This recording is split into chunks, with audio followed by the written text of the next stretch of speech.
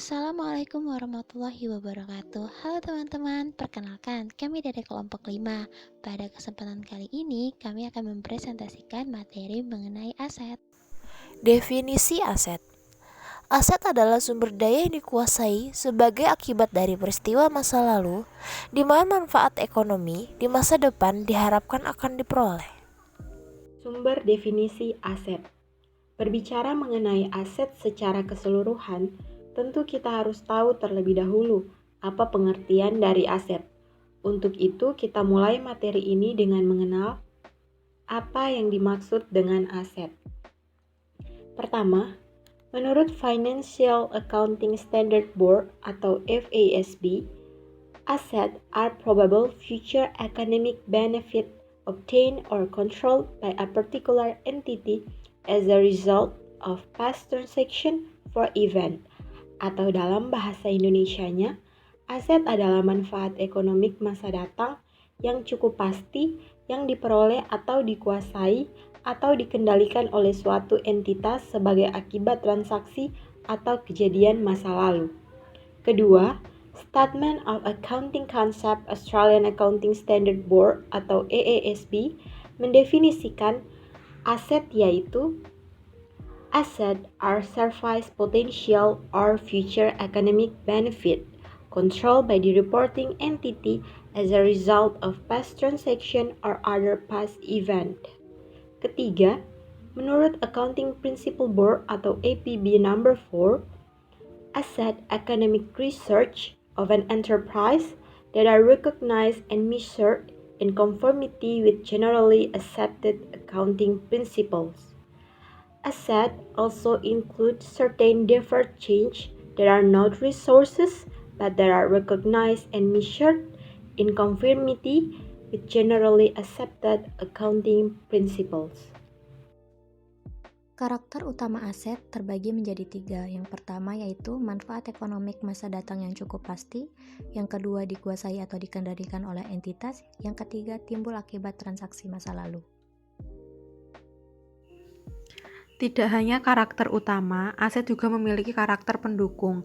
Apabila karakter ini tidak ada, maka tidak membatalkan objek sebagai aset. Karakter pendukung aset yang tidak membatalkan objek sebagai aset yang pertama melibatkan cost atau acquired at a cost. Yang kedua berwujud atau tangible. Yang ketiga tertukarkan atau exchangeable. Yang keempat terpisahkan atau severable. Yang kelima, berkekuatan hukum atau legally enforceable. Pengukuran aset. Pengukuran merupakan kriteria pengakuan aset. Salah satu kriteria pengakuan aset adalah keterukuran atau measurability manfaat ekonomi masa datang. Yang dimaksud pengukuran dalam pembahasan di sini adalah penentuan jumlah rupiah yang harus diletakkan pada suatu objek aset pada saat terjadinya yang akan dijadikan data dasar untuk mengikuti aliran fisik objek tersebut. Secara akuntansi atau aliran informasi, aliran fisik suatu sumber ekonomi atau objek harus direpresentasikan dalam jumlah rupiah sehingga hubungan antara objek bermakna sebagai informasi. Selanjutnya, penghargaan sepakatan dalam transaksi antar pihak independen menjadi dasar pengukuran karena jumlah rupiah tersebut dianggap cukup terandalkan untuk mendekati atau mengaproksimasi nilai sebenarnya true value atau nilai wajar fair value suatu objek pada saat transaksi. Pengukuran aset ini berlaku untuk barang standar. Selanjutnya adalah tahap perlakuan. Tahap yang pertama yaitu ada pengukuran, pengakuan atau klasifikasi. Yang dimaksud adalah hal yang pertama kali dilakukan pada saat terjadinya pengakuan aset. Yang kedua adalah penelusuran. Penelusuran merupakan pencatatan berikutnya dalam rangka mengikuti aliran fisik aset berupa alokasi, distribusi, dan penggabungan untuk kepentingan internal atau manajerial atau untuk kepentingan pengkosan produk. Yang ketiga adalah pembebanan atau pendebitan kependapatan. Pembebanan yang dimaksud adalah pembebanan kependapatan selama periode berjalan. Klasifikasi saat perolehan dibagi menjadi 2, yaitu pengeluaran untuk kapital atau capital expenditure dan pengeluaran untuk pendapatan atau revenue expenditure. Serta klasifikasi saat pembebanan dibagi menjadi dua, yaitu cost tak terhabiskan atau unexpired cost dan cost terhabiskan atau expired cost.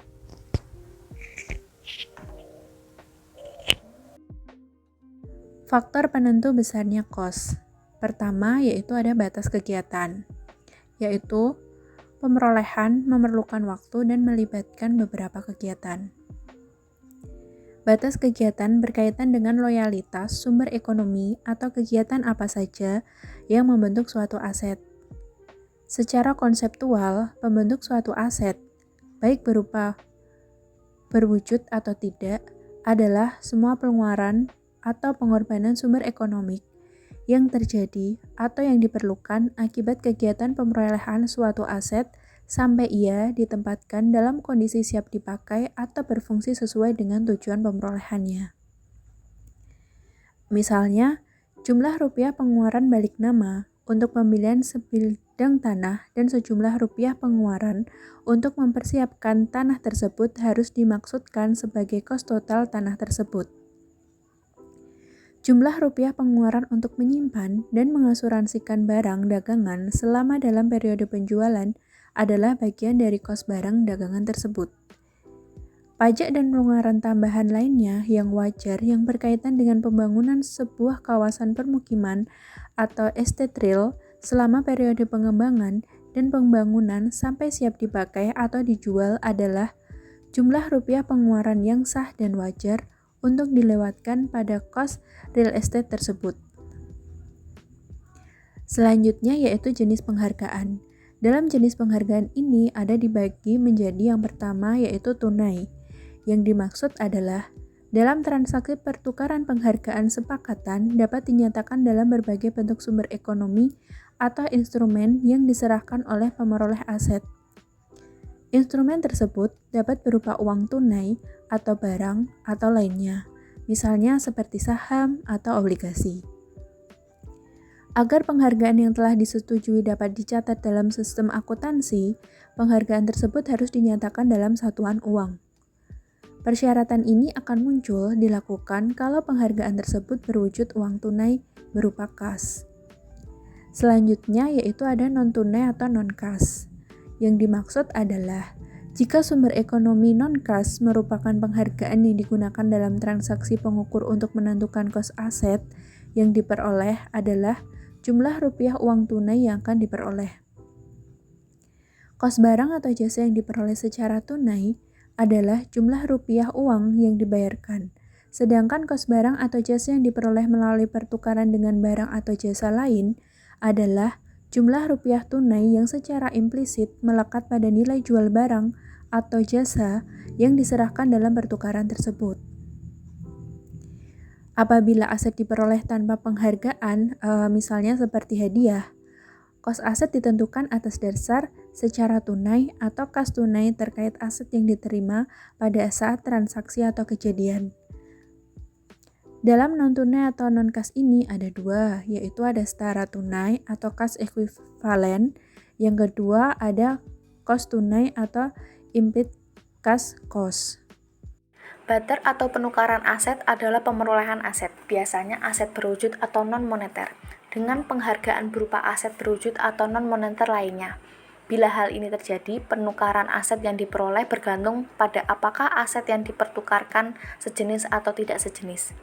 Aset sejenis artinya aset yang fungsinya sama atau tidak harus aset yang identik. Misalnya, pick up dan truk dianggap sejenis kalau fungsinya sama-sama untuk mengirim barang.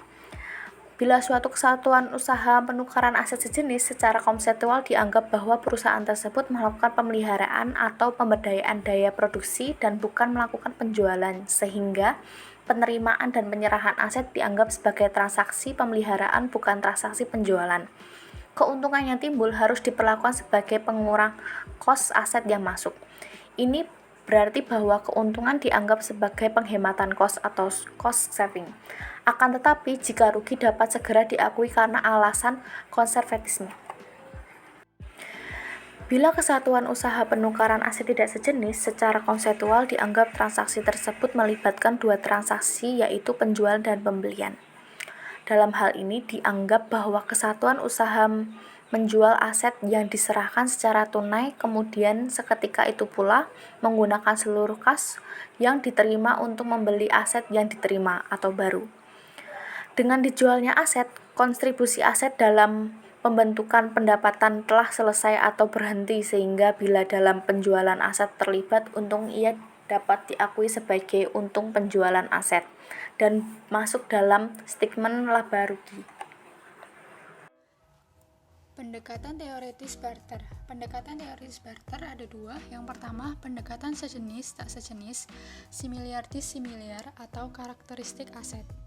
Pendekatan karakteristik aset sejenis tak sejenis didasarkan atas konsep bahwa pertukaran aset tak sejenis merupakan transaksi penjualan tunai yang seluruhnya digunakan untuk memperoleh aset baru. Dengan kata lain, transaksi penjualan dipandang sebagai dua transaksi sekaligus, yaitu transaksi penjualan yang dapat mendatangkan keuntungan atau kerugian. Selisih antara nilai wajar aset yang diserahkan dan nilai bukunya menimbulkan untung atau rugi yang harus diakui pada saat transaksi. Aset yang diterima dicatat sebesar nilai wajar aset. Sementara itu, pertukaran aset sejenis merupakan transaksi pemeliharaan fungsi aset sebelumnya, sehingga aset yang diserahkan dianggap belum selesai memberi jasa atau menghasilkan pendapatan dan diteruskan dengan aset baru. Secara teoritis, transaksi pemeliharaan tidak dapat menimbulkan keuntungan sehingga keuntungan tidak dapat diakui. Walaupun demikian, kerugian yang timbul harus tetap diakui. Oleh karena itu, aset yang diterima dicatat sebesar nilai buku aset yang diserahkan bila terjadi untung dalam pertukaran. Untung tersebut otomatis akan melekat mengurangi nilai wajar aset yang diterima dan berfungsi sebagai cost saving. Pendekatan substansi komersial. Pendekatan substansi komersial dilandasi oleh gagasan bahwa pertukaran akan mempunyai implikasi terhadap aliran kas di masa mendatang, sehingga menempatkan perusahaan pada posisi ekonomi yang berbeda dengan sebelum pertukaran. Adanya perbedaan posisi inilah yang disebut substansi komersial. Pendekatan komersial tidak memasalahkan apakah aset sejenis atau tidak, tetapi menekankan pada karakteristik implikasi pertukaran, yaitu substansi komersial atau tidak, dan kalau tersebut fungsi komersial terjadinya untung atau rugi harus diakui pada saat terjadinya. Penilaian aset. Penilaian adalah proses penentuan jumlah rupiah suatu objek untuk menentukan makna ekonominya di masa lalu, sekarang, atau mendatang. Dalam penilaian, suatu proses untuk tujuan penyajian akuntansi dapat menggunakan beberapa dasar penilaian based for verification, tergantung pada makna yang ingin dipresentasikan melalui post statement keuangan. Penilaian aset dimaksudkan untuk menentukan berapa jumlah rupiah yang harus dilakukan pada setiap pos aset dan apa dasar penilaiannya. Ada berbagai dasar penilaian yang harus dapat digunakan untuk tujuan pelaporan aset dalam rangka menyediakan informasi yang dapat membantu para pemakai untuk mengevaluasi posisi keuangan dan untuk memprediksi aliran kas di masa mendatang. Aset moneter mempunyai tujuan pelaporan dan berbagai atribut yang berbeda. Karenanya, ada berbagai atribut yang disandang oleh pos-pos aset.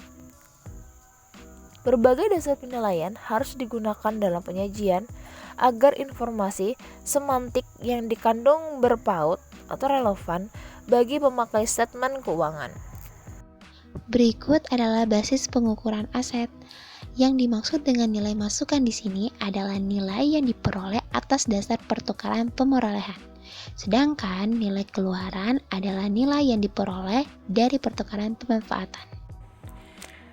Teori penilaian sediaan yaitu penilaian atas dasar cost atau pasar yang lebih rendah, capillary atau cost or market, whichever is lower atau lower of cost or market merupakan gabungan nilai masukan dan keluaran.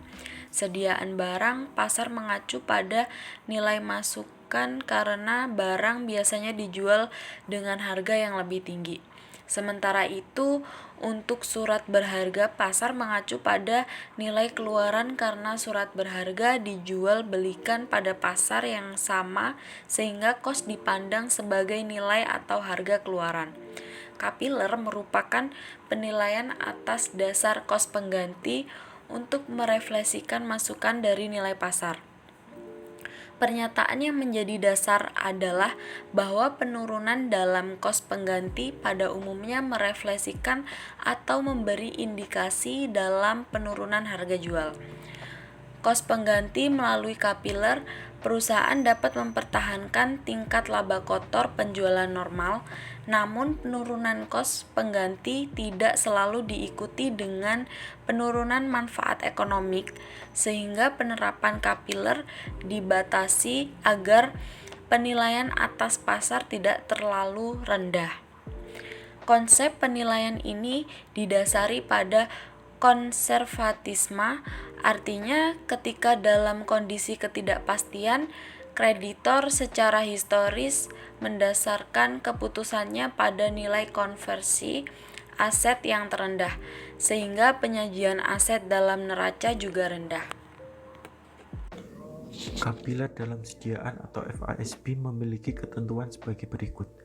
Jika kos pasar atau kos pengganti di bawah kos asli tetapi lebih tinggi dari nilai terrealisasi bersih atau NTB, kos pasar tersebut kurang bermanfaat untuk memanfaatkan konversatifme.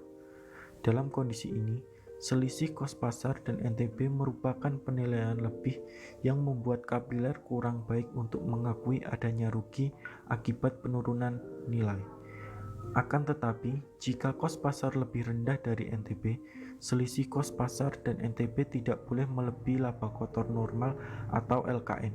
Hal ini dimaksudkan agar perusahaan tidak menurunkan nilai sediaan secara berlebihan, sehingga sediaan tidak mengalami penilaian kurang atau understatement.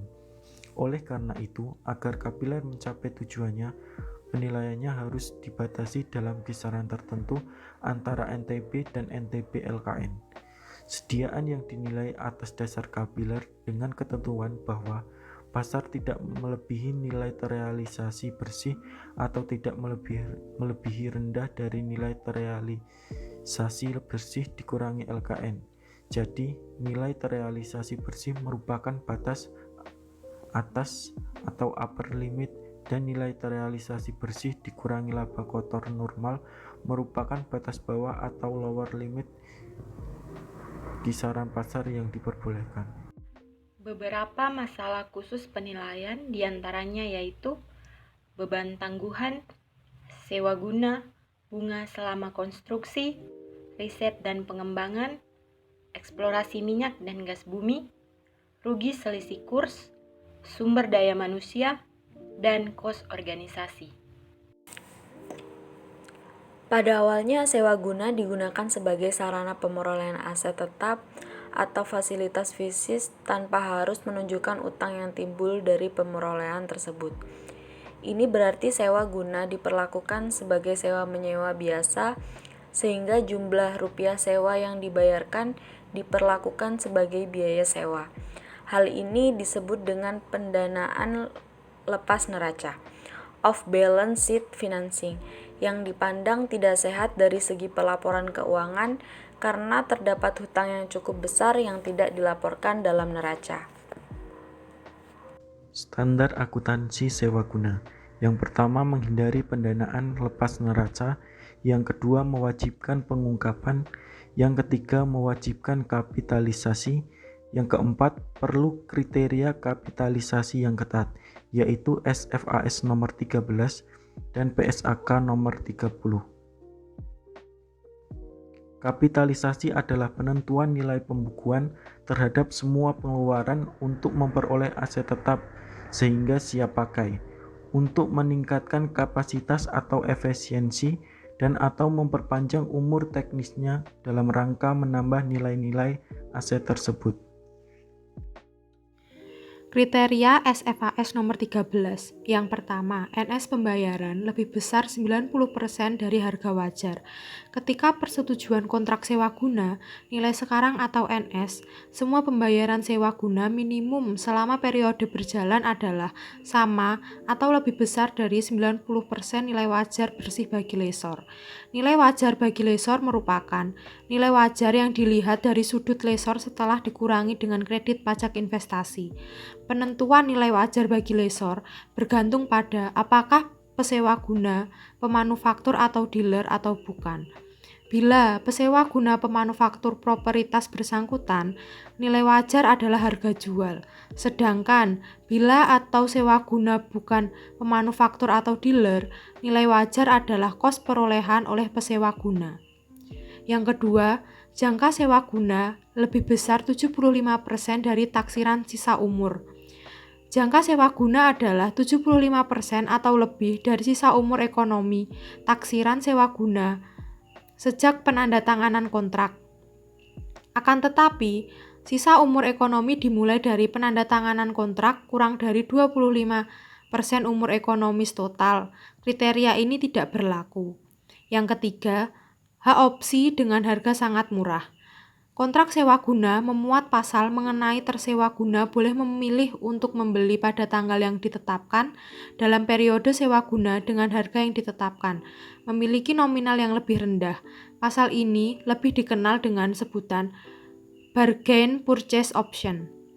Yang keempat, transfer hak milik pada akhir jangka kontrak. Kontrak sewa guna menyebutkan adanya transfer hak milik barang atau properti kepada tersewa guna atau lese pada akhir jangka sewa guna. Kriteria PSAK 30 tahun 1994. Yang pertama, hak opsi beli pada akhir jangka kontrak. Penyewa guna usaha memiliki hak opsi untuk membeli aset yang disewa guna usahakan pada akhir periode sewa guna usaha dengan harga yang telah disepakati bersama di awal saat perjanjian kontrak sewa guna usaha. Yang kedua, pembayaran plus nilai sisa sama dengan harga plus bunga atau full payout list. Seluruh pembayaran berkala yang dilakukan oleh penyewa guna usaha ditambah dengan nilai sisa yang mencakup pengembalian harga perolehan barang. Modal yang disewa guna usahakan serta bunganya sebagai keuntungan perusahaan sewa guna usaha atau full payout list. Yang ketiga, jangka sewa guna lebih dari 2 tahun. Masa sewa guna usaha minimum 2 tahun.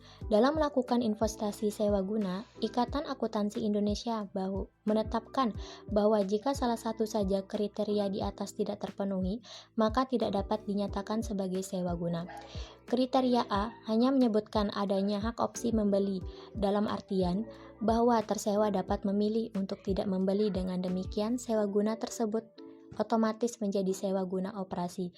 Dengan kata lain, adanya pihak opsi membeli tidak menjadikan sewa guna secara substantif merupakan pembelian angsuran.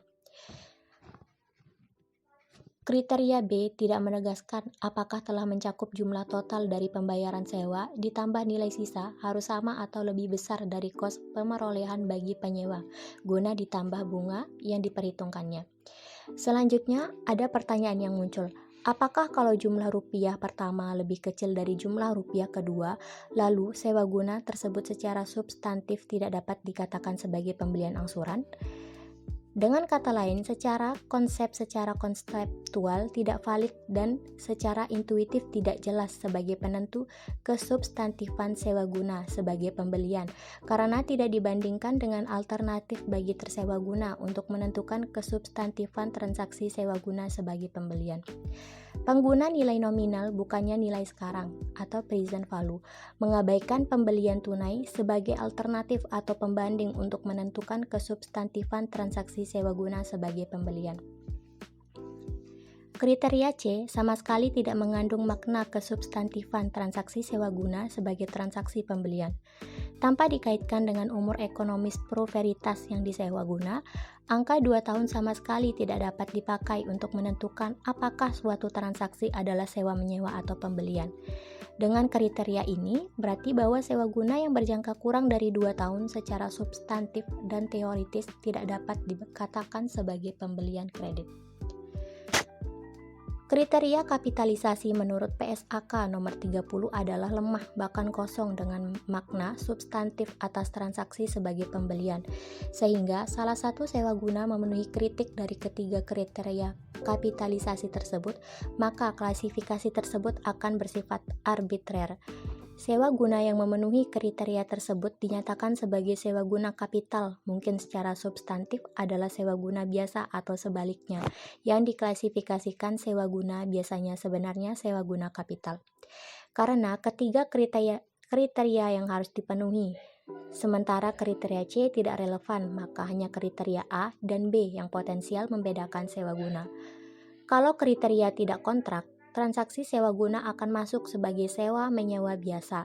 Jadi, dapat dikatakan bahwa Ikatan Akuntansi Indonesia sangat cenderung untuk memperlakukan sewa guna sebagai sewa guna biasa yang berarti mendorong adanya off-balance sheet financing.